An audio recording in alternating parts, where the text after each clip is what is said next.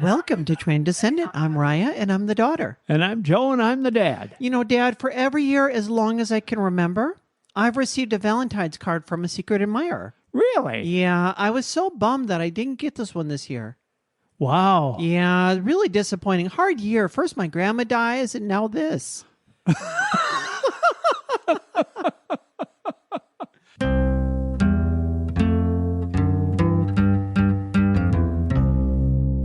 If you're listening when this podcast is first being posted, then this next Saturday is going to be Valentine's Day. If you don't have a date for Valentine's Day, Yeah? I suggest February 14th. That's when most people celebrate it. It's a time where we often think about what we can do to strengthen our romantic relationships. But I think we should also consider strengthening our relationships in families, with connections with people we know, with our close friends, and those that are maybe not so close. You're going to want to stay listening to the very end because we're going to give you 10 simple ways that you can take 30 seconds or less in the next week to maintain your connection with family and friends. Now, Dad, as we were thinking about the idea of this episode to begin with, it seemed like something so much in line with what we do and what's so important for our listeners. But I'll tell you, somebody that it is most important for is actually me. This little act of cultivating connection is not something that I do very well personally, and I would like to get better at it. I think I'm good in the moment with my family and my friends, but it's hard for me to take that time and connect with people and come up with those intentional ways to do this. So this is as much something that I wanted to get used to and be thinking through for myself as anything else. Now, you've done quite a bit more of this, I think. You've maintained some strong relationships through the years. Well, I have been. Since I'm now in my 80s, I'm surprised, as a matter of fact, that some of those relationships have lasted as long as they have. When I graduated from high school, I went into the military. About the end of my first year in the military, I was assigned to my permanent base, which happened to be in Japan. I got there as a new guy, 19 years old, about the same time as my closest friend Don did. And Don and I together happened to be assigned to the same work group. So we became very close friends very quickly. We didn't know anybody there. We didn't know each other. We both realized we were new at this, and so we kind of hung out together to start. Over that 2-year period, we became the family, the two of us. And the two of us did many things together. We realized very quickly that if we were going to spend 2 years there and make the most of it, we had to get involved with the people of the country. So we immediately got transportation. We were able to take motorcycles and drive back and forth to one of the bigger cities. Ultimately, we took an apartment there, and we would spend most of our free time there. It worked out very well. We learned the language. We learned the customs. And one of the experiences we had was very powerful. It was positive. We couldn't say anything about it. And as a matter of fact, we never have. But we referred to it often.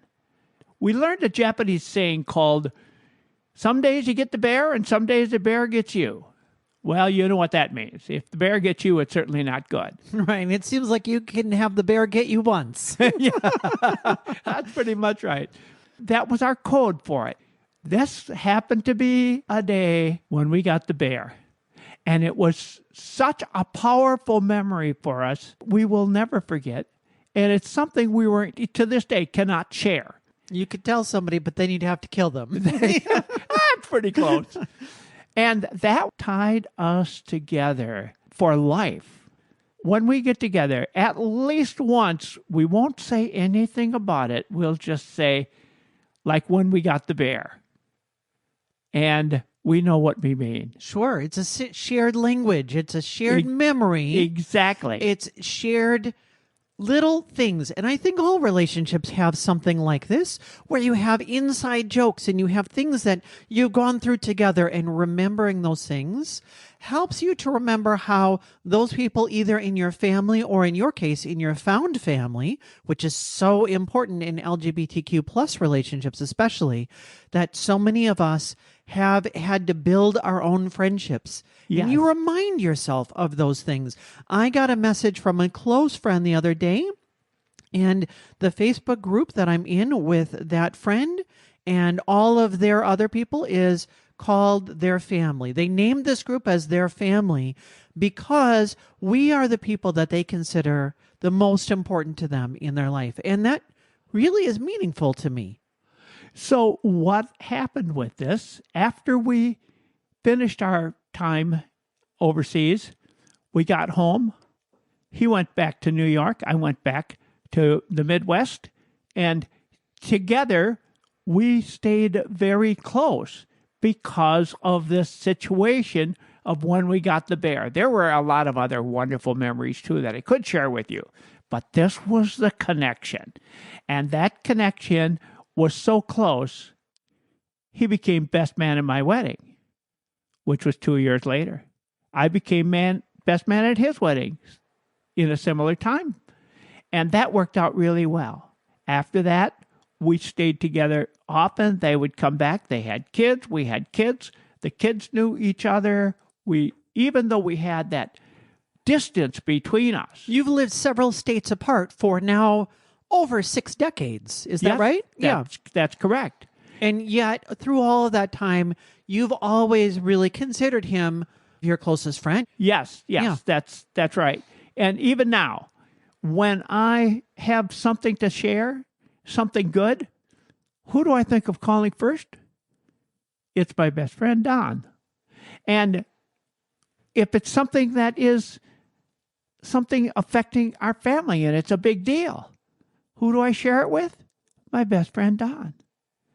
I can remember one time he was doing something. He was working with his own investments.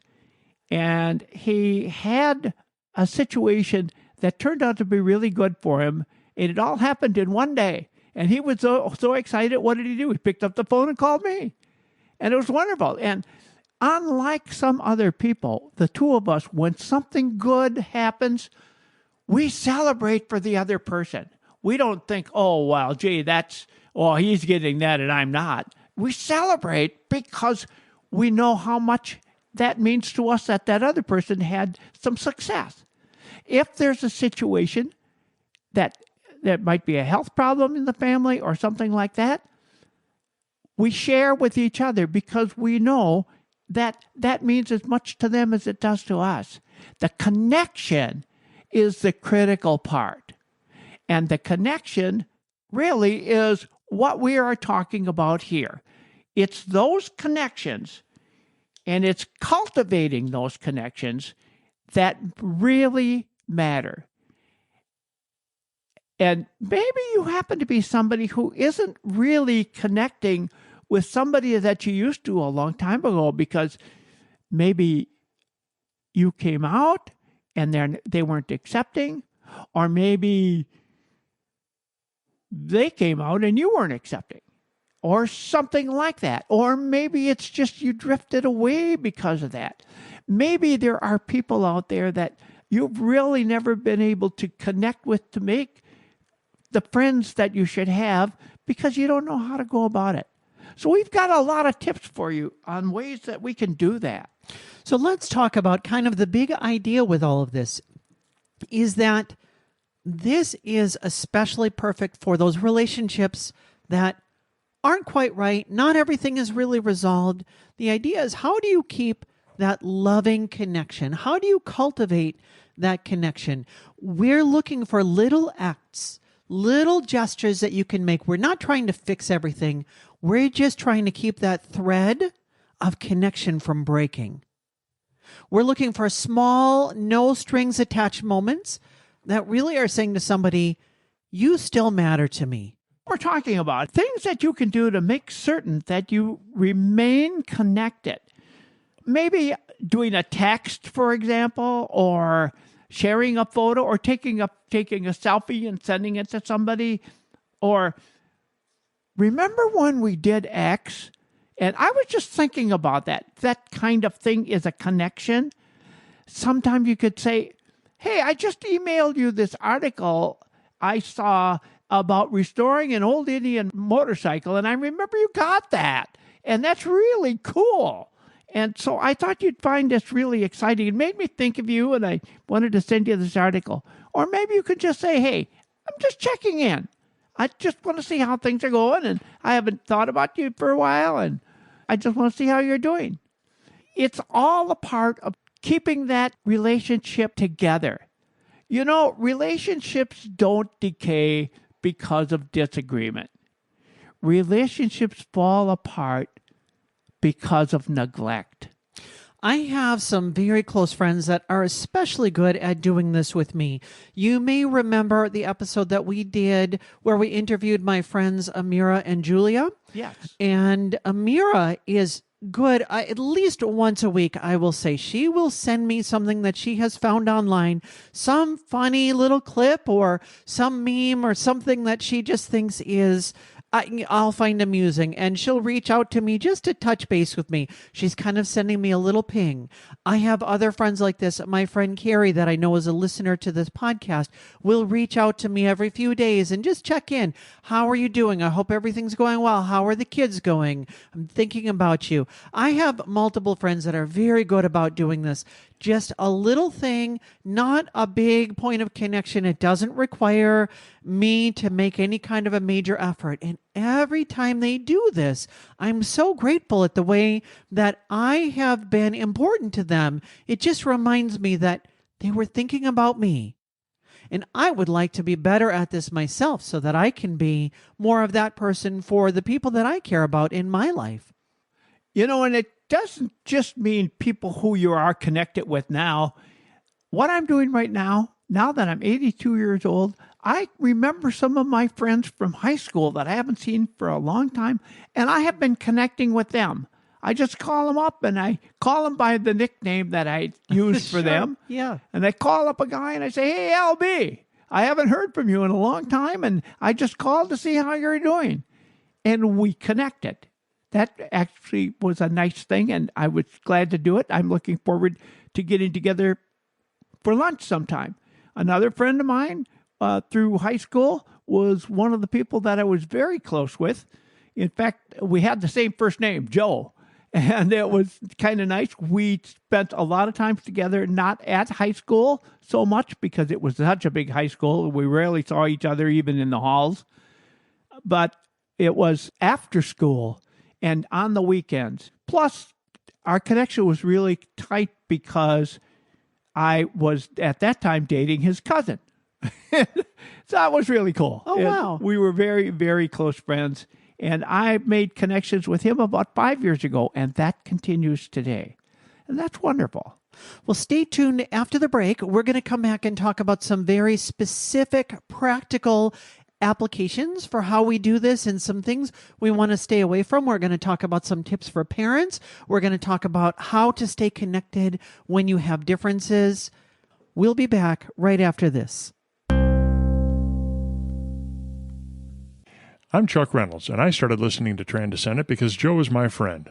I keep listening because I have friends, colleagues, and family members who are part of the LGBTQ community, and I want to better understand their struggles and perspectives. I have become a supporter because I believe Joe and Raya are truly helping to preserve relationships and save lives. Join me in supporting Transcendent. Just go to transcendent.com, click on support, and select the amount you'd like to give each month. It can be as little as $3, and you can cancel at any time. I want to talk about why this matters so much, specifically as a transgender person. And I'm in our relationship, I'm kind of representing the LGBTQ plus perspective. And obviously I'm only one person, but I can tell you from my friendships within the LGBTQ plus community, I can tell you there's a lot of hurt. There's a lot of feeling like, I wish I was more connected with my family, with my mom and dad, with my siblings, with those around me. I wish I was more connected. Friendships are a little easier because we're choosing our friendships. But for family, we don't choose our family, and that can be so easy to break. And so, oftentimes in family, relationships can feel almost like frozen. Like it feels like we got stuck in a moment in time. Maybe one of the family members is sort of, well, I'm waiting for them to come around. Yeah, right. And I wish I could say that I'm speaking from a place where, watch me because I have this all together. But I can think through multiple different places where I can say, I'm thinking maybe that person in my life is waiting. Boy, I can't wait till Raya comes around. Or where I feel like we're a little stagnant. I feel like if I'm feeling that way, probably a lot of us in the audience are feeling that way. We'd like to have a stronger connection. We'd like to cultivate these connections with the people that really do matter to us, but we're not sure what to do. And so what you end up doing is you think the best thing to do is to say nothing. But the truth is, silence becomes interpreted as rejection. That's really what it is. Well, they never contact us. Yeah, they don't want anything to do with us anymore. Maybe you feel like you don't want to connect because you don't want to have an issue that is going to be one of those debatable things again. I get that. So what do? Well, you don't make a connection. You say nothing at all. When you say nothing at all, you know what I would think about that?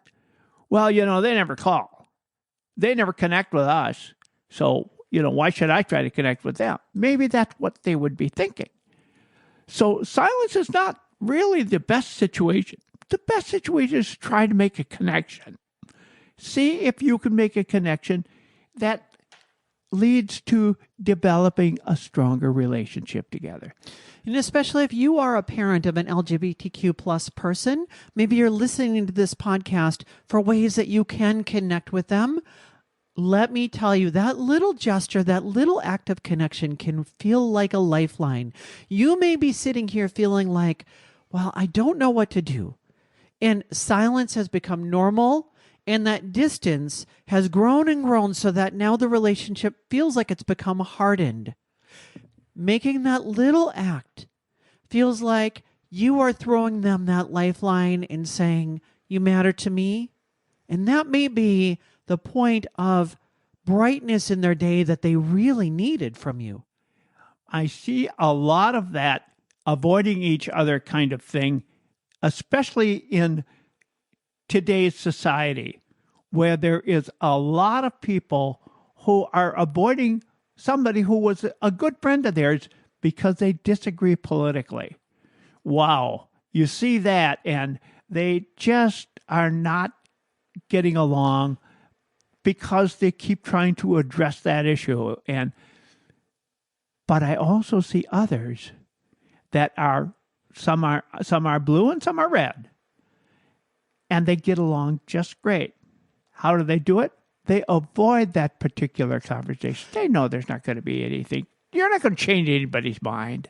We all know people like that, and maybe you're in one of those where you think, oh, I don't want to get around Aunt Judy because you know how she's going to be spouting off about her political views on one side or the other. And this, especially in this day and age where things are so volatile. Yeah.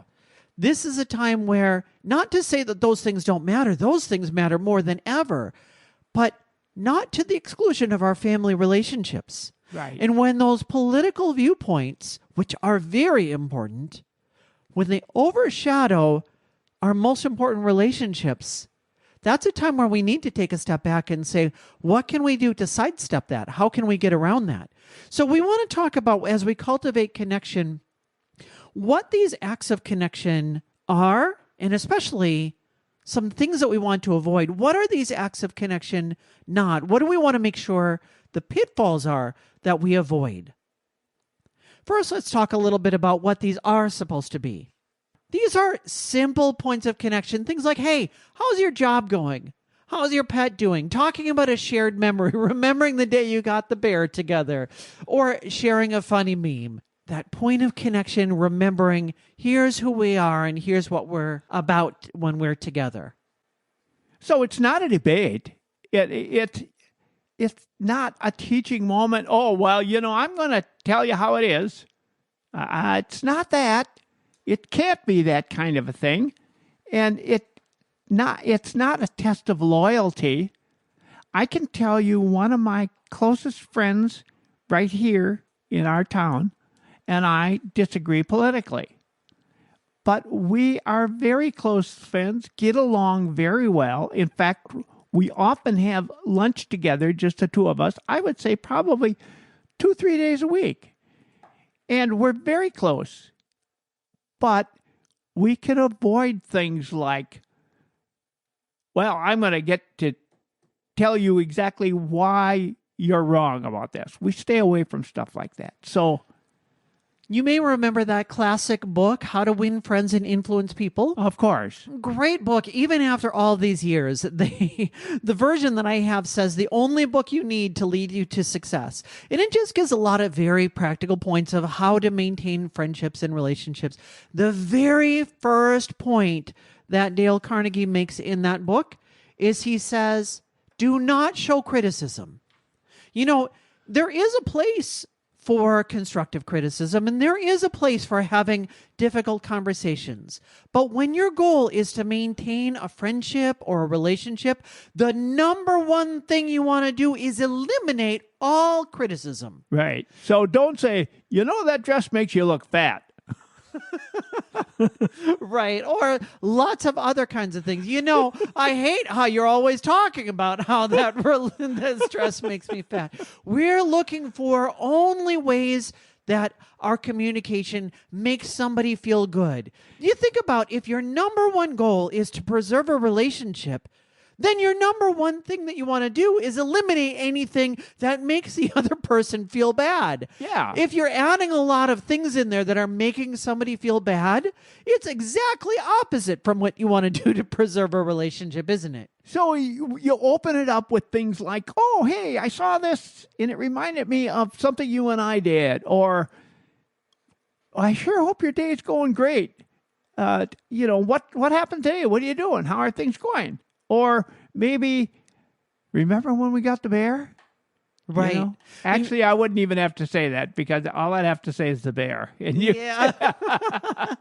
And of course, we want to make sure that we're not slipping in some obligation in the back door. Obligation is the exact opposite from relationship. Yes. I remember an old story from The Onion where they were talking about, Funyuns and, how fun it is to get Funyuns. And they made a joke about how they were going to introduce a new snack called Responsibility Yuns. The idea is that responsibility, obligation, those things are the exact opposite of fun and of maintaining relationship. So we're not pinging somebody with the idea of, hey, did you reach out about that job I asked you about? Hey, did you do that thing that I wanted? Uh-huh. We're not trying to change somebody. Hey, are you still doing that thing that I'm harping on you? You're not still smoking, are you? Yeah. We're not bringing in those things that are making somebody feel bad. It's not a backdoor to the real conversation that we want to be having. Really, if there's one point that we can drive across here, it's saying that if you want to maintain a relationship, it's that conversation that you're kind of wanting to be having, that back burner conversation, but it's a difficult conversation to have. Let it go. We're going to let that person have the responsibility for their own life. The idea now is to maintain connection. If the other person wants to try to bring that into the conversation, you can easily bring the conversation back to what it was you were talking about the good old days, the fun times, that kind of thing. What you want to do is just make sure that you've really reestablish that friendship, or you're working. This is the first step in that direction. And maybe you don't have to make a long conversation in the first one or a long connect. That's okay. But start somewhere and start there. It's easy when we get around people that we're different from to focus in on those differences. But think about this 90% of life is not about conflict.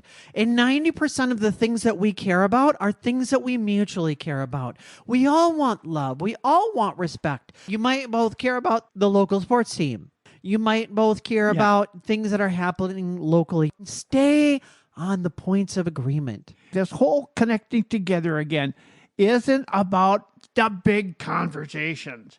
It starts with opening the door and trying to reestablish the friendships that you once had.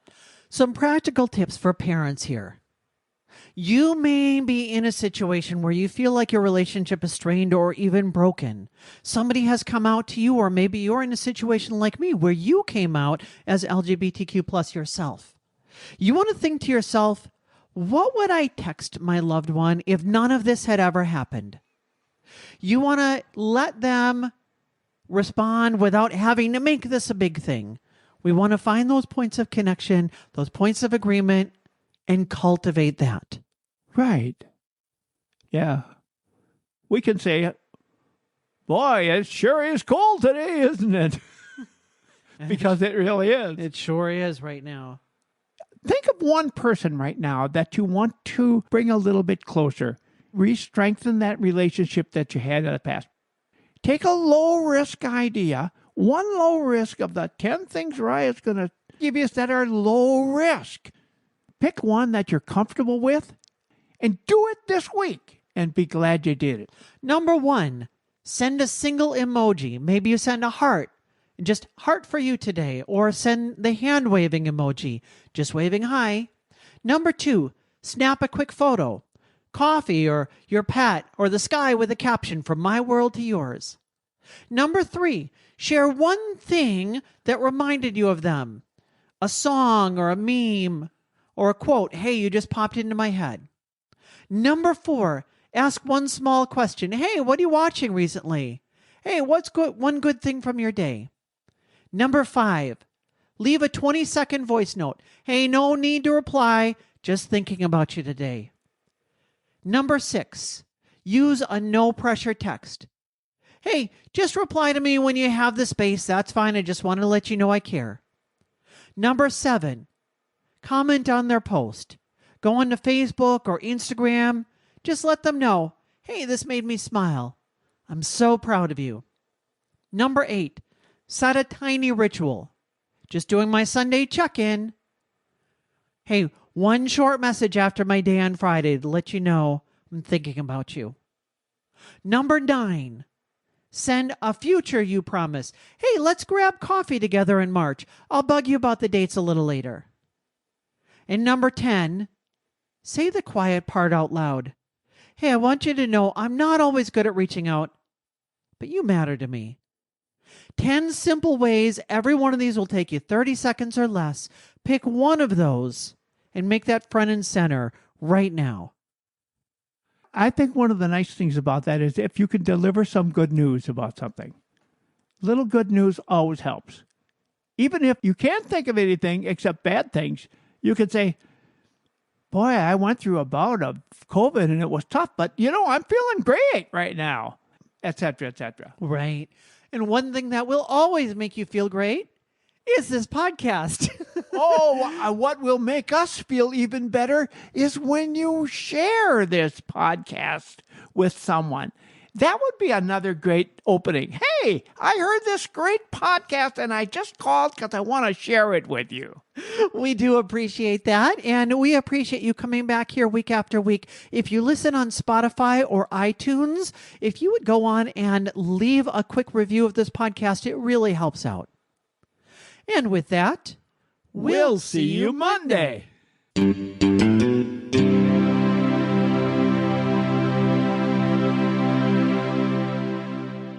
We're not sending a text to ask about their pet.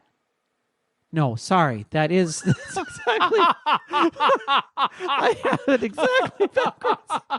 So, how's your goldfish doing? Did you eat him yet?